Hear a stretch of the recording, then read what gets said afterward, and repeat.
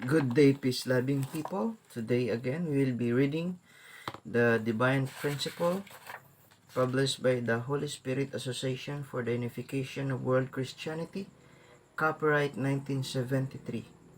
5th edition, 1977, printed in the United States of America, Library of Congress, Catalog number 73-86259.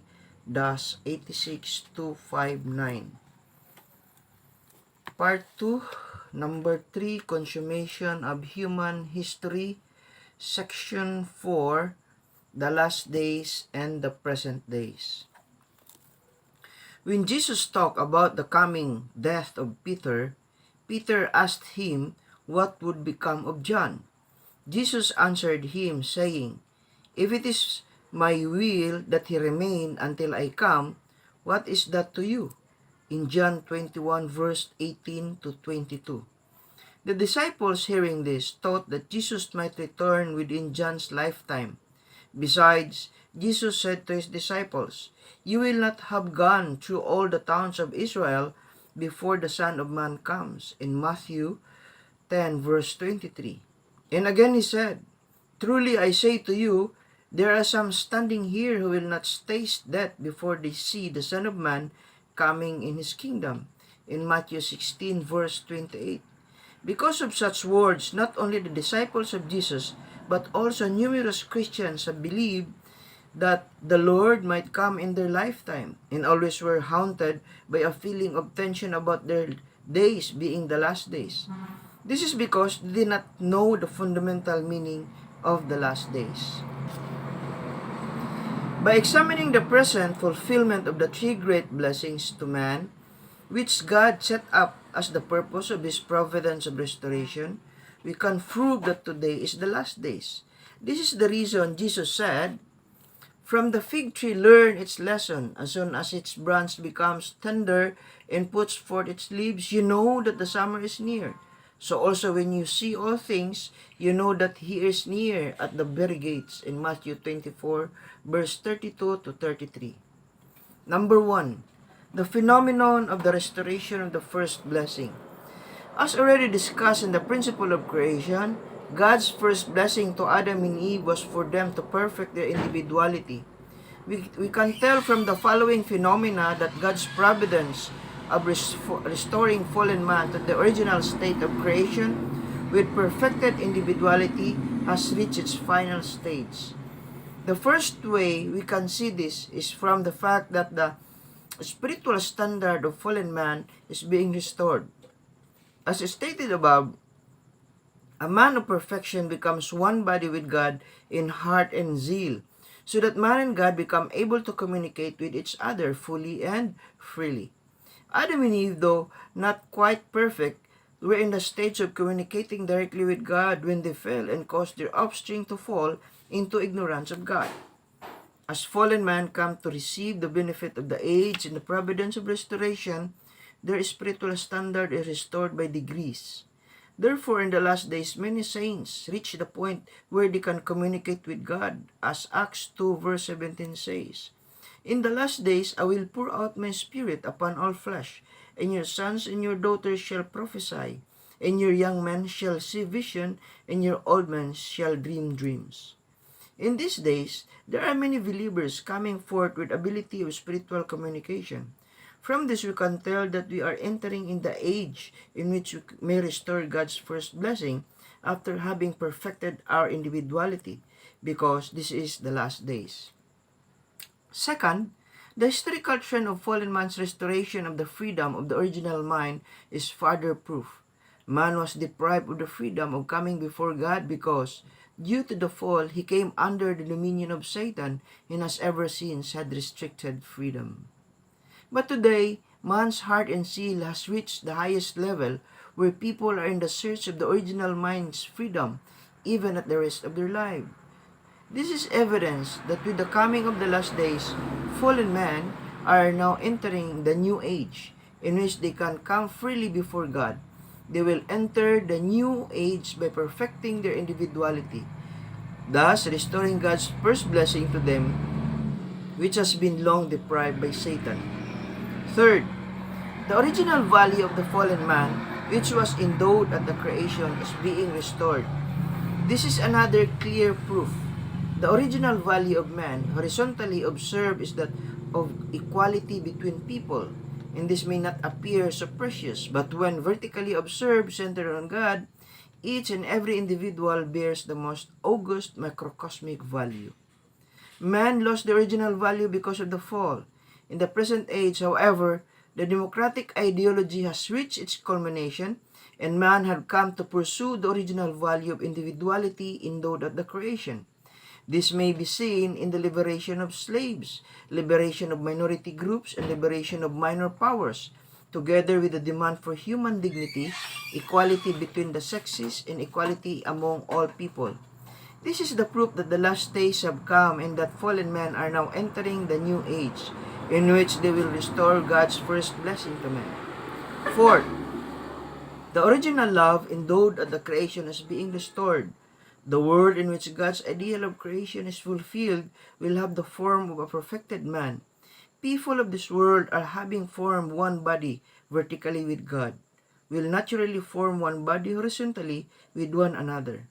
Consequently, people of this world cannot but become like one body, interrelated vertically and horizontally by God's absolute love.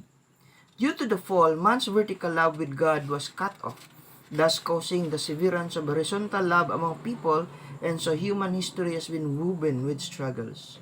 Today, however, since humanitarianism is reaching its culmination, men are increasingly in pursuit of the original love. Thus, we recognize that the present day is the veritable last days, in which men can perfect their individualities centered on God by restoring God's first blessing to men. 2. The phenomenon of the restoration of the second blessing. God's second blessing was for Adam and Eve to attain their true parenthood by multiplying children of goodness and then establish homes, societies, and a world of good sovereignty. But due to the fall, Adam and Eve become evil parents, multiplying evil children, and thus form a world under the bondage of evil sovereignty. God has conducted the providence of restoring man's spiritual standard by separating man from Satan on an internal basis through religion, while on the other hand, He has separated man from Satan on an external basis through the various struggles and wars. Thus He has conducted this providence of restoring the sovereignty of goodness on both an internal and external basis. Human history then has been the restoration of God's second blessing to men, accomplished by the separation of man from Satan on both an internal and an external basis by finding those children of God who will be able to attend the returning Lord, our true parent. Therefore, we receive from the phenomenon of the restoration of God's sovereignty on both an internal and an external basis that today is the veritable last days. This restoration has appeared through the history of the development of cultural spheres centering on religion and through the history of the rise and fall of nations. Let us now study how the history of the development of cultural spheres has progressed, causing the present age to be the last days. As repeatedly discussed in the history of the development of cultural spheres, God established cultural spheres centered on religion by sending prophets and saints to fallen man. These saints established various religions in accordance with God's original mind, which was directed toward ultimate goodness. Consequently, there have emerged many kinds of cultural spheres in the history of mankind. As time has gone by, these have either united or even absorbed by one another. In the present day, there is a clear trend of one worldwide cultural sphere being established centered on Christianity. This kind of historical trend shows us that God's second blessing to man is being restored, with all the races standing by side by brothers as brothers centered on Christ, who is the nucleus of Christianity. What makes Christianity different from other religions is that its purpose is to restore the one great world family which God has intended at the creation. This is to be accomplished by finding the true parents of mankind, through whom all men can become children of goodness through rebirth. This signifies that Christianity is the central religion that will accomplish the purpose of God's providence of restoration. Thus, the restoration of God's second blessing to man can be seen in the formation of one final worldwide cultural sphere centered on Christianity, in which all men will be elevated to the position of children of goodness, centered on Christ and the Holy Spirit, who are the true parents of mankind. Thus, you cannot deny that we are entering the last days today. Next, we will investigate how the history of the rise and fall of nations, having progressed towards the purpose of restoring the sovereignty of goodness, is leading the present age into the last days.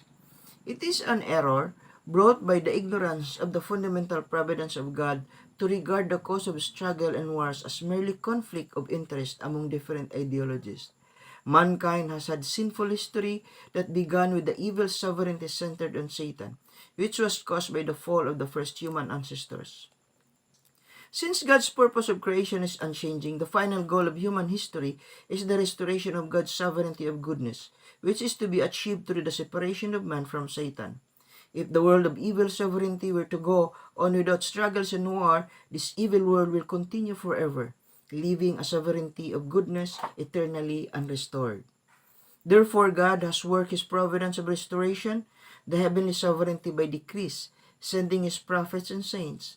Evil sovereignties had been destroyed by better ones through the religion of goodness which God founded. Thus, struggles and wars have become the inevitable course through which man has had to go in order to fulfill the providence of restoration. A more detailed discussion of this question will be made in Part 2, since human history is following the providential course of restoration through indemnity. Evil may sometimes seem to prevail when seen within the limited time span, but in the end it will surely be destroyed, or absorbed and assimilated into the realm of better standard. The rise and fall of nations by wars is thus the inevitable result brought about by the providential course for the restoration of the sovereignty of goodness. This is why God ordered the Israelites to destroy the 7 tribes of Canaan. When Saul disobeyed him, leaving some of the Amalekites alive with their cattle, God severely punished him. In 1 Psalm 15, verse 18 to 23. Thus God not only directly ordered the Israelites to destroy the Gentiles, but even destroyed the Israelites of the northern dynasty when they turned into evil, by delivering them into the hands of Assyrians. 2 Kings 17, verse 23. We must understand that God did so in order to destroy the sovereignty of evil and restore the sovereignty of goodness. Therefore, struggles and fights between individuals of God's side or evil because they result as in the destruction of good sovereignty itself. But for the good sovereignty to destroy the evil sovereignty is an act of goodness because it is to fulfill the purpose of God's providence of restoration. In this manner, the history of struggle for separating sovereignty from Satan by gradually gaining lands and wealth all over the world was practically come to restore the heavenly sovereignty. As for man, they are being restored to the heavenly side in a worldwide basis by going through the individual level, family level, society level, and national level. Thus, the providence for the separation of man from Satan is starting from the age of clan society and going through the ages of feudalism and monarchism has now come into the age of democracy. In present human society, we see the division into the 2 worlds of democracy and communism, the former being the ideology to establish the heavenly sovereignty, and the latter is being to establish the satanic one. In this way, human history, which started under the evil sovereignty centered on Satan, has now come to form 2 opposing sovereignties on a worldwide basis. As the original human nature, heading for the ultimate goodness, is awakened through religion, philosophy, and ethics, it produces a separation of the power of good sovereignty from that of the evil one. These 2 sovereignties have opposing purposes, can never coexist. Upon the consummation of human history, they will surely arrive at the point of intersection, causing a conflict of an internal nature centered on ideology, which may very possibly cause an external war centered on military power. Then finally, the sovereignty of Satan will perish forever, leaving the sovereignty of God restored as the everlasting single sovereignty of heaven.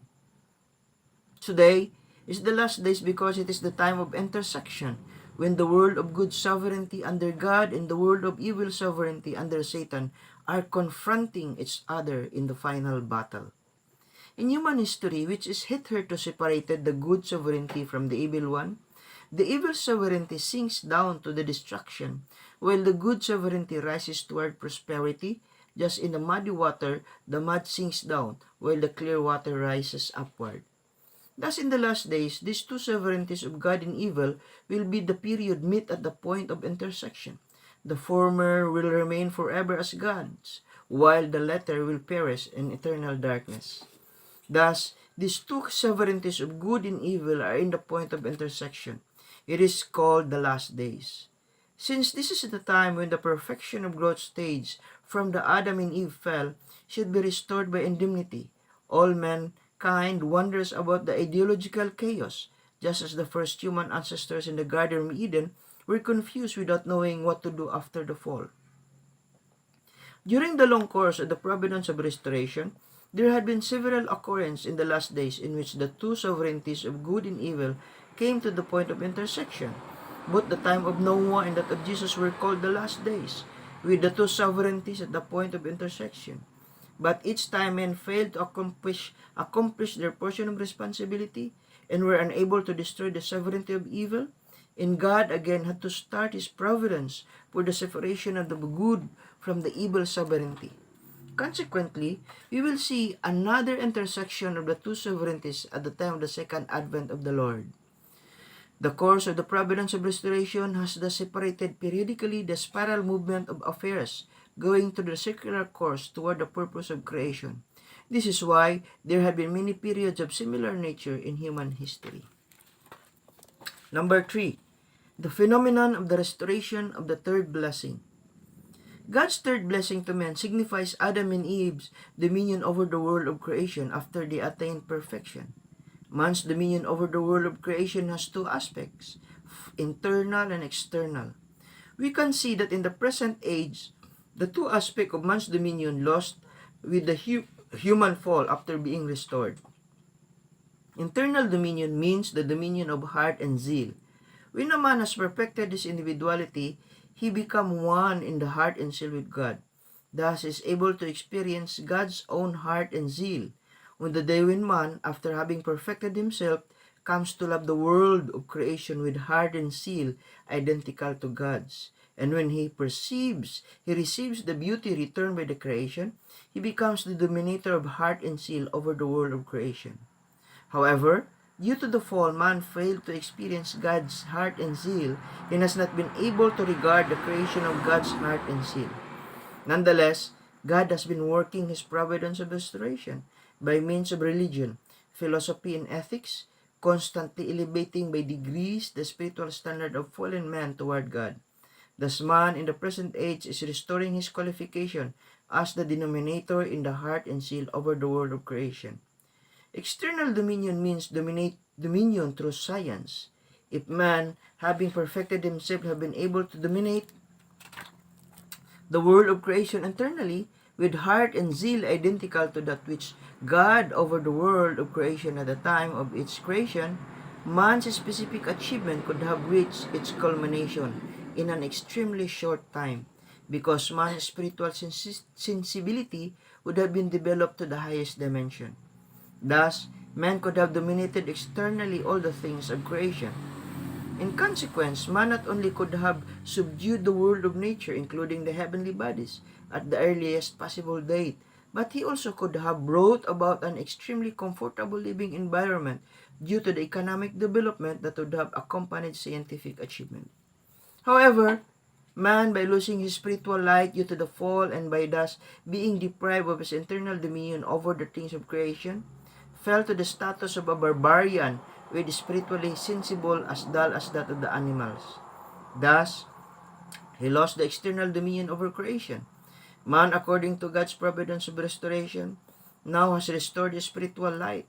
Consequently, both his internal and external dominations have been decreased, been restored. Therefore, scientific development in the present day has also reached its highest degree. So it has come about that modern men have created an extremely comfortable living environment due to the economic development which followed a brilliant scientific achievement. We see then that God's third blessing to man is being restored, and from this we cannot deny that today we have reached the last days. As we have observed repeatedly, the development of the cultural spheres also shows that a worldwide cultural sphere is now being formed centered on one religion. Nations too are moving toward one world structure of sovereignty, starting from the League of Nations through the United Nations, and reaching today for the world government. Regarding economic development, the world is now in the threshold of forming one common market. Extremely well-developed transportation and communication facilities have reduced the limitations of time and space. Men are able to communicate with one another on earth as early as if the earth were a garden of the house in which people of all different races of the east and the west live as one family. All mankind is crying out for brotherly love. However, a home is formed around the parents. There alone can true brotherly love occur. Therefore, upon the second advent of the Lord as the true parent of mankind, all men will come to live harmoniously in the garden as one family. From these two, we may know that today is surely the last days. There must be one final gift which history, having thus progressed, is about to present to mankind. This must be the ideology of the macrocosmic nature that can bind all the strangers who now live in turmoil within one world without any true purpose, only one family centered on the same parents. So has been our reading for today. It's about the last days and the present days and the meaning of the things that happening around us internally and externally. Also, why there are wars, why there are famine, and everything that is happening. So thank you for listening. This has been your Prince of Peace and Love, Prince Carmel Acosta. God first, love and peace will come. Have a good day.